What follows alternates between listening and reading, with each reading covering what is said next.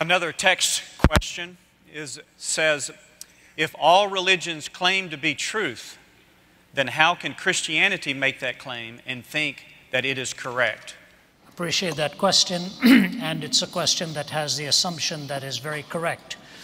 Oftentimes the Christian takes the hit that he or she who is a follower of Jesus Christ is the only one who lays claim to exclusivity. That is not true. Gautama Buddha was born a Hindu, and he renounced two of the fundamental doctrines of Hinduism, the authority of the Vedas and the caste system. He could not accept those two, went on his own journey in search of enlightenment, and came, of course, with the Four Noble Truths and the Eightfold Path and the ultimate extinguishing of desire in his nirvanic pursuit. So he turned his belief away from the religion of his birth in order to find a different answer. Islam is also exclusivistic in its claim, in all of its precepts and its 5 pillars and so on. What about these contradistinctions? The first thing we need to know is there are distinctions, there are fundamental differences. At best, there are superficial similarities. I often hear the question posed wrongly. They'll say, aren't all religions fundamentally the same and superficially different? No, they are fundamentally different, and at best they are superficially similar. What are the fundamental claims, for example? In Buddhism, the goal is to extinguish hunger, extinguish desire. I remember talking to the first woman monk who was from Thailand to be ordained into the Buddhist priesthood. But Thai Buddhists do not ordain women, so she went to Sri Lanka to be ordained, and she has a PhD in philosophy from McMaster University in Hamilton, Ontario, and Waterloo, I guess, Ontario, McMaster University there.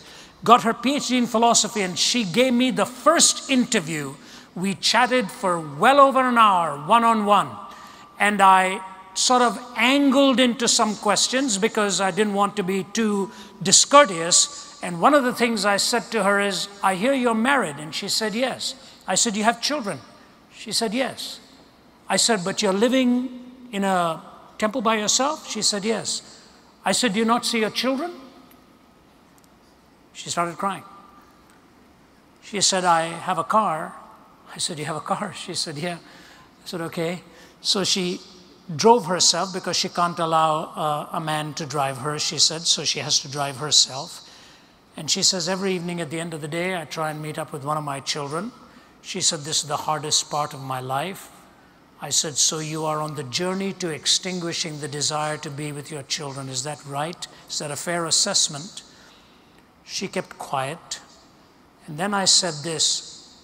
I said, the Dalai Lama has as his primary pursuit now the freedom of Tibet. She said, that's right.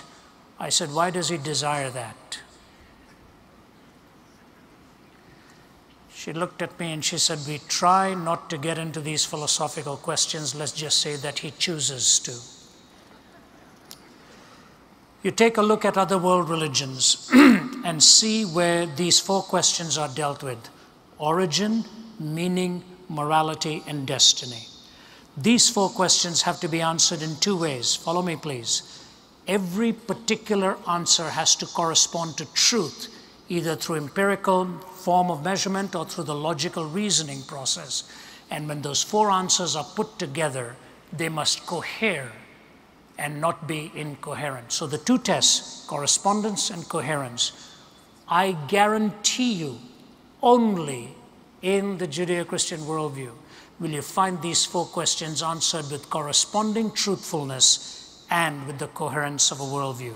Let me take just one example, and I don't say this to slight, but this is a fact and we have to deal with it.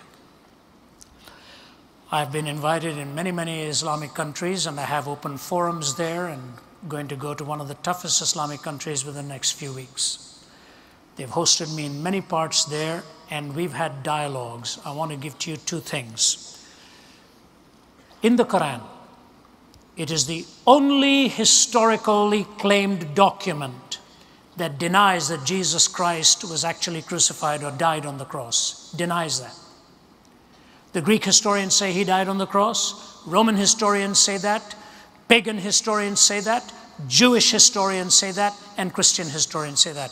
The the Quran is the only one that says it appeared to him that he died, but he didn't actually die on the cross. So historically, it is making an affirmation that is really historically untrue.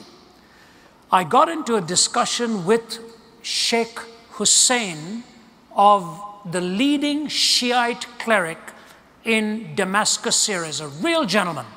For over 3 hours, we talked with an interpreter between us and an audience listening in. I was allowed to ask him one question about his faith, and he was allowed to ask me one question about mine. There was nothing, no rancor, no adversarial stance, just a perspective and counter-perspective and back and forth. It's the best way to do it, really. At the end of it, Sheikh Hussein looked at me. He was very respectful through the whole time, always referred to me as Professor Zakarias, Professor Zakarias. And then at the end, he looked at me, leaned over, and he said, "You know, Professor, I think the time has come for us in the Islamic world to stop asking if Jesus Christ died and to start asking why."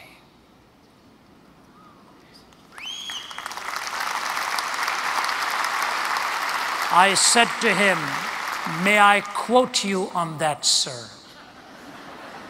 He said, "Yes, you may. I'm hopefully going to go there before long, and I hope we can meet up again." Origin, meaning, morality, and destiny. The Judeo-Christian worldview is not the only one that claims exclusivity, but it's the only one that takes those 4 questions with corresponding answers that are truthful and coherent answers that stand the test of time.